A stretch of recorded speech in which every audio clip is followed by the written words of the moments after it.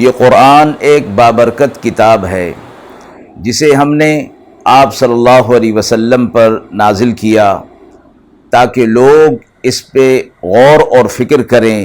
اور تاکہ اہل فہم اس سے نصیحت حاصل کریں۔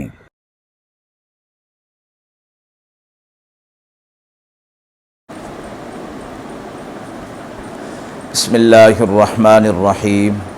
السلام علیکم ورحمۃ اللہ وبرکاتہ۔ ناظرین کرام، درس قرآن مجید کے آج کے اس پروگرام میں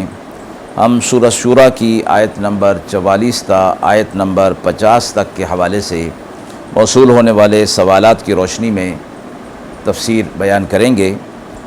آیت 44 اور 45 کے حوالے سے جو سوال موصول ہوا ہے کہ اس میں گمراہ لوگوں کی حالت اور ان کے مدد کرنے والوں کا کیا انجام بیان کیا گیا ہے۔ آیت 48 میں اللہ کی رحمت، بخشش اور ہدایت کے بارے میں کیا فرمایا گیا ہے۔ اعوذ باللہ من الشیطان الرجیم، بسم اللہ الرحمن الرحیم۔ ومن يضلل الله فما له من ولي من بعده وترى الظالمين لما رأوا العذاب يقولون هل إلى مرد من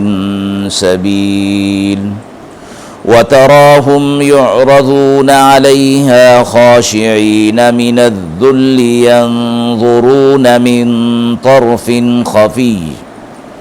وقال الذين آمنوا إن الخاسرين الذين خسروا أنفسهم وأهليهم يوم القيامة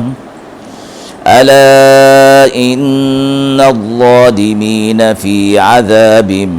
مقيم وما كان لهم من أولياء ينصرونهم من دون الله ومن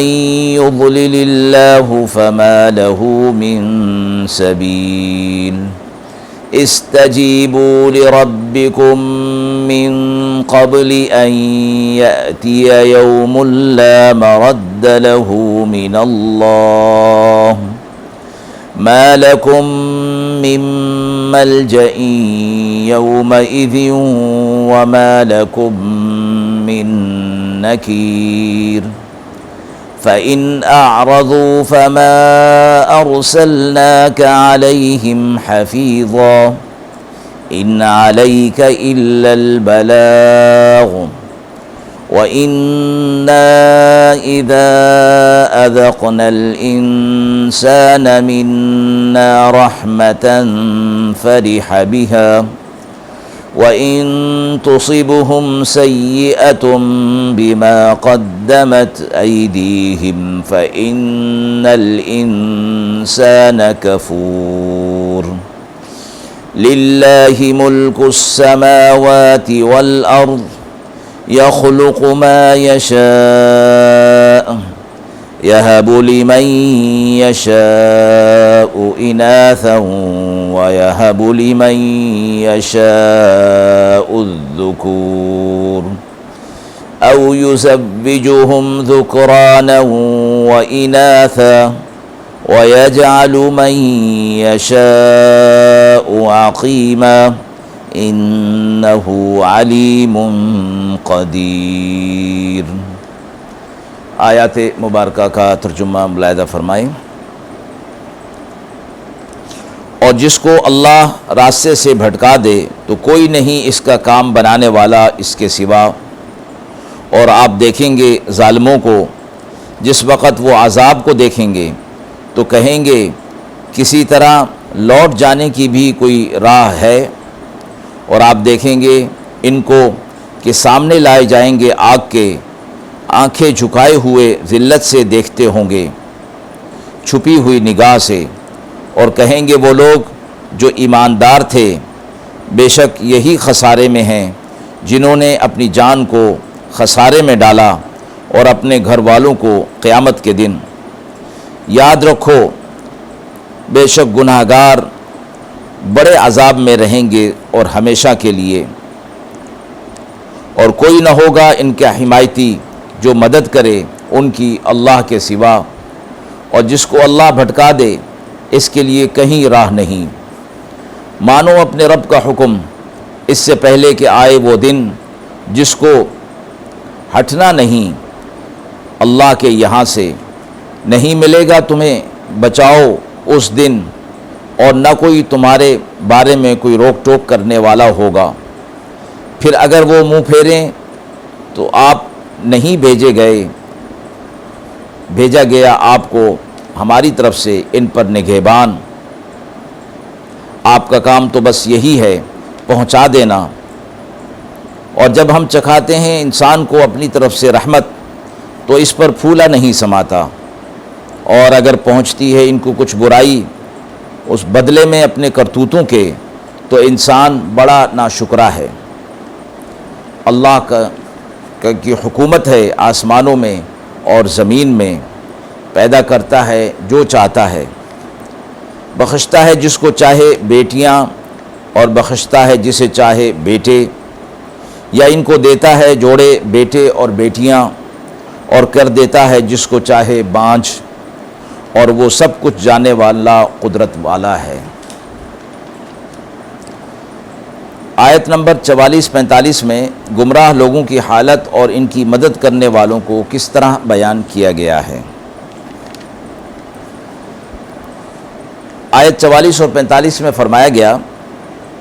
کہ جس کو اللہ گمراہ کر دے، مراد یہ ہے کہ وہ اپنے اعمال اور اپنے ارادہ اور اختیار سے جب برائی کے راستے کو اختیار کر لیتا ہے تو پھر اللہ اس کو اسی کی توفیق عطا فرما دیتا ہے، تو اس شخص کا دنیا میں بھی کوئی چارہ ساز نہیں ہوتا کہ اسے کوئی راہ پر لے آئے، اور قیامت میں بھی ان کا برا حال ہوگا۔